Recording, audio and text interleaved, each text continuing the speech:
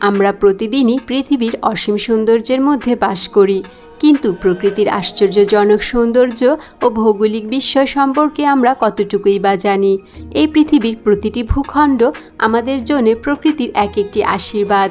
পৃথিবীর বিভিন্ন ভূমিরূপের অপরূপ সৌন্দর্য, তাদের গঠন প্রক্রিয়া এবং সৃষ্টির কাহিনী সম্পর্কে জানব আজকের ভিডিওতে।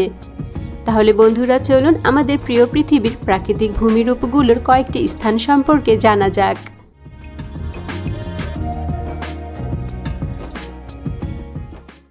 Giants causeway. জায়ান্টস কজওয়ে, যার বাংলা অর্থ দৈত্যের বাঁধানো পথ, ব্রিটেনের উত্তর আয়ারল্যান্ডের সমুদ্র উপকূলে অবস্থিত জায়ান্টস কজওয়ে। এটি সমুদ্রের মধ্যে প্রায় 183 মিটার দূরত্ব পর্যন্ত বিস্তৃত। প্রায় 40,000 হেক্সাগোনাল বা ষড়ভুজাকৃতির পাথরের বিশালাকার সব কলাম দিয়ে তৈরি এটি। এই কলামগুলি উঁচু নিচু বিভিন্ন স্তরের উচ্চতায় রয়েছে। এদের মধ্যে প্রায় সবই ষড়ভুজাকার, কেবল কিছু পঞ্চভুজ এবং সপ্তভুজাকার স্তম্ভ রয়েছে। এই স্তম্ভ ও পাথরগুলি একত্রে মিলিত হয়ে একটি প্রাকৃতিক প্ল্যাটফর্ম তৈরি করেছে। জায়ান্টস কজওয়ে নিয়ে নানা গল্পের প্রচলন আছে। কারো কারো মতে দৈত্যদের এক বংশ ইস্টাফাতে যাওয়ার জন্য চলাচলের পথ হিসেবে এ পথ তৈরি করেছিল। আবার কারো মতে দুটি দৈত্যের মধ্যে লড়াইয়ের ফলে স্থানীয় জায়ান্টস গ্রেভ নির্মিত হয়। তবে বিজ্ঞানীদের মতে প্রায় 60 মিলিয়ন বছর আগে আগ্নেয়গিরির অগ্ন্যুৎপাতের ফলে জায়ান্টস কজওয়ে সৃষ্টি হয়। উত্তপ্ত লাভা ঠান্ডা হয়ে শক্ত হয়ে গেলে এই আকৃতি ধারণ করে। লাভা ঠান্ডা হওয়ার সময় সংকুচিত হয়ে যায় এবং ফলস্বরূপ সমান হেক্সাগোনাল বা ষড়ভুজাকার আকৃতির স্তম্ভ তৈরি হয়। 1986 সালে উত্তর আয়ারল্যান্ড সরকার এটিকে জাতীয় ঐতিহ্যবাহী স্থান হিসেবে ঘোষণা করে এবং ইউনেস্কো কর্তৃক এটিকে বিশ্ব ঐতিহ্যবাহী স্থান হিসেবে ঘোষণা করা হয় 1987 সালে। বিশ্বের বিভিন্ন স্থান থেকে দর্শনার্থীরা জায়ান্টস কজওয়েতে ঘুরতে আসেন। জায়ান্টস কজওয়ে এর প্রাকৃতিক সৌন্দর্য সত্যি অভূতপূর্ব। বিভিন্ন আকারের পাথর এবং সমুদ্রের ঢেউয়ের শব্দ এই স্থানকে মনোমুগ্ধকর করে তোলে।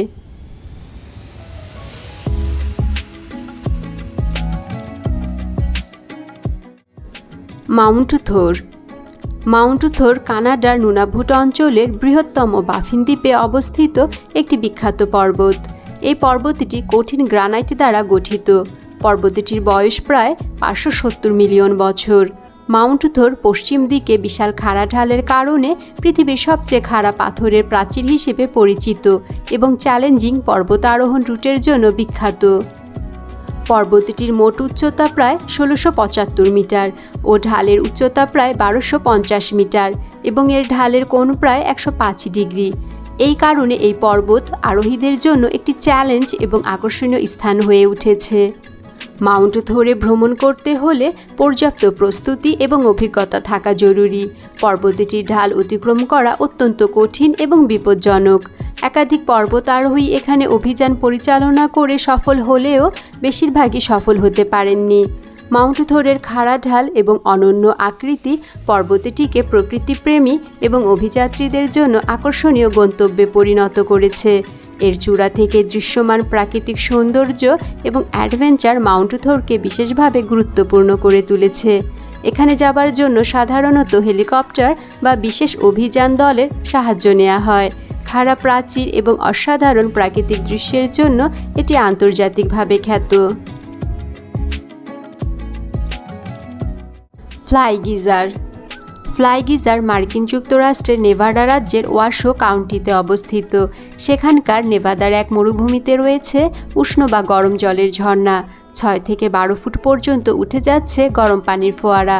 একটি নয়, মোচাকৃতি 3টি কাঠামো রয়েছে এখানে পাশাপাশি। মজার বিষয় হলো এই এলাকায় প্রথম যে গিজারের সৃষ্টি হয় সেটি কিন্তু ফ্লাই গিজার নয়। ঘটনা শুরু হয় 100 বছরেরও বেশি আগে।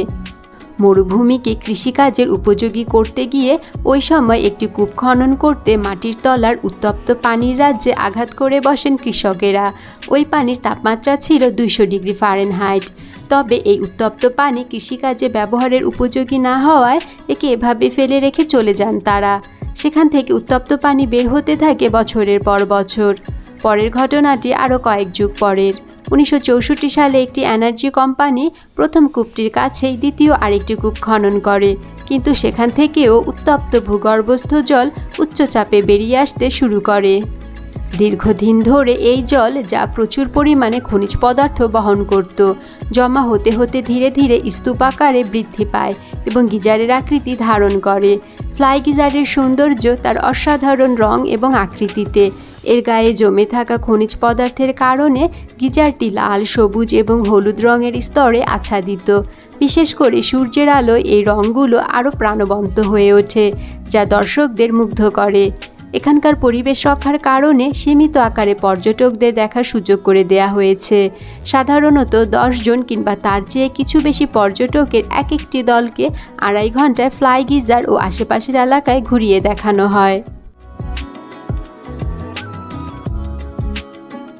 বিস্টি ব্যাডল্যান্ডস। বিস্টি ব্যাডল্যান্ডস হল একটি প্রাকৃতিক এলাকা যা নিউ মেক্সিকোর উত্তর পশ্চিম অংশে অবস্থিত। স্থানটি নাইটস্কি ওয়াইল্ডারনেস নামেও পরিচিত। বিশাল বিস্তীর্ণ মরুভূমি, উঁচু নিচু পাহাড়, বিচিত্র রঙের পাথরের স্তর এবং আকাশের অবিস্মরণীয় দৃশ্য একে অনন্য করে তুলেছে। এই অঞ্চলের ভৌগোলিক বৈশিষ্ট্যগুলো এক কথায় অসাধারণ। এটি প্রায় 45,000 একর জমি জুড়ে বিস্তৃত। এই অঞ্চলের জলবায়ু শুষ্ক এবং আর্দ্রতা কম।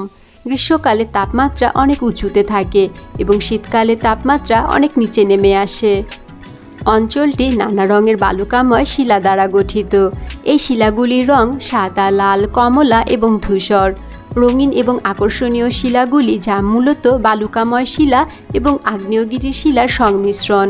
এখানে বিভিন্ন প্রজাতির উদ্ভিদ এবং প্রাণী পাওয়া যায়, যেমন ক্যাকটাস, জুক্কা, র্যাবিট, লিজার্ড এবং বিভিন্ন ধরনের পাখি। বিভিন্ন আকৃতির হুডস, যা বিশেষ প্রাকৃতিক শিলাকৃতি, এই অঞ্চলের একটি বড় আকর্ষণ। এগুলি অনেকটা মূর্তির মতো দেখায় এবং প্রাকৃতিকভাবে গঠিত হয়। মেক্সিকোর বিস্টি ব্যাডল্যান্ডস তার অপূর্ব সৌন্দর্যের জন্য বিশ্বজুড়ে বিখ্যাত। এই সৌন্দর্য শুধুমাত্র প্রকৃতি প্রেমীদেরই নয়, চলচ্চিত্র নির্মাতাদেরও আকর্ষণ করে। Bad boys for life, the watchers মুভিগুলোর শুটিং এখানে করা হয়। প্রাকৃতিক গবেষণা এবং পর্যটনের জন্য এটি একটি আদর্শ স্থান।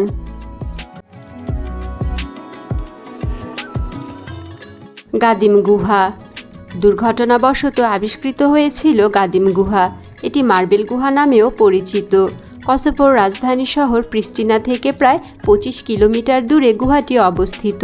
1966 সালে কসোভোর পিলজান পৌরসভার গাদিম গ্রামের একজন কৃষক বাড়ি তৈরি করার জন্য খনন করার সময় আবিষ্কার করেছিল এই অসাধারণ চুনাপাথরের গুহাটি। 10 বছর পর 1976 সালে দর্শনার্থীদের জন্য গুহাটি উন্মুক্ত করে দেয়া হয়। গুহাটি প্রায় 1200 মিটার দীর্ঘ, যার মধ্যে পর্যটকদের জন্য খোলা থাকা অংশ প্রায় 500 মিটার। তবে গুহার গভীর অংশটি এখনও অনাবিষ্কৃত। গাদিম গুহার বৈশিষ্ট্য হল এর বেশিরভাগ স্টেলেকটাইট এবং স্টেলেগমাইট মার্বেল দিয়ে তৈরি এবং প্রতি 30,000 বছরে গড়ে 1 মিলিমিটার হারে বৃদ্ধি পায়। অনুমান করা হয় যে গুহাটির গঠন 66 মিলিয়ন বছর আগের। গুহার সিলিং, মেঝে এবং দেয়ালগুলো আকর্ষণীয় রঙিন। এখানে কয়েকটি প্রাকৃতিক চুনাপাথরের অববাহিকা রয়েছে যেখানে জল জমা হয় এবং গুহার ভেতরে একটি ভূগর্ভস্থ হ্রদ রয়েছে। গুহার ভেতরের তাপমাত্রা সারা বছর অপেক্ষাকৃত স্থিতিশীল থাকে, 9.6 ডিগ্রি সেলসিয়াস থেকে 16 ডিগ্রি সেলসিয়াসের মধ্যে। পর্যটকরা বর্তমানে স্বাধীনভাবে গুহার ভেতরে পরিদর্শন করতে পারেন। গুহাটি পরিচালনা এবং রক্ষণাবেক্ষণের জন্য একটি স্থানীয় কর্তৃপক্ষ রয়েছে, যারা পর্যটকদের নিরাপত্তা এবং গুহার সংরক্ষণ নিশ্চিত করেন।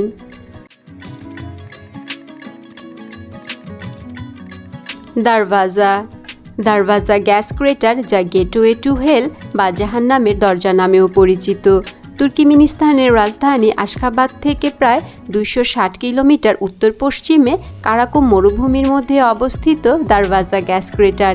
এটি একটি প্রত্যন্ত অঞ্চলে অবস্থিত, যার কারণে সেখানে পৌঁছানো বেশ কঠিন। 1971 সালে সোভিয়েত ভূতাত্ত্বিকেরা এই অঞ্চলে গ্যাস ক্ষেত্র অনুসন্ধান করছিলেন। যখন তারা ড্রিলিং শুরু করেন, তখন দুর্ঘটনাবশত তাদের ড্রিলিং প্ল্যাটফর্মটি ভেঙে যায় এবং মাটির নিচের গ্যাস চেম্বারগুলো উন্মোচিত হয়। ফলে মাটির উপরের স্তর ধসে পড়ে এবং একটি বড় গর্ত সৃষ্টি হয়। প্রচুর পরিমাণে মিথেন গ্যাস বের হতে শুরু করে, যা আশেপাশের পরিবেশের জন্য বিপজ্জনক ছিল। গ্যাস নিঃসরণ বন্ধ করার জন্য ভূতাত্ত্বিকেরা গর্তে আগুন লাগিয়ে দেন। তাদের ধারণা ছিল কয়েকদিনের মধ্যে আগুন নিভে যাবে, কিন্তু আগুন নিভে যায়নি এবং আজও এই গর্ত থেকে আগুন জ্বলছে। দরওয়াজা গ্যাস ক্রেটার একটি বিস্ময়কর প্রাকৃতিক দৃশ্য। রাতের বেলা এই গর্তের আগুনের আলো দূর থেকে দেখা যায় এবং এটি সত্যি এক আশ্চর্যজনক দৃশ্য।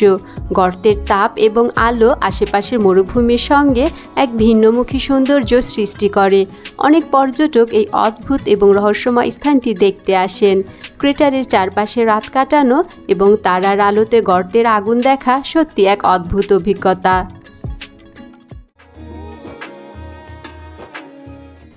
সিঙ্গি দেবেমারাহা ন্যাশনাল পার্ক। সিঙ্গি দেবেমারাহা ন্যাশনাল পার্ক মাদাগাস্কার দ্বীপে অবস্থিত।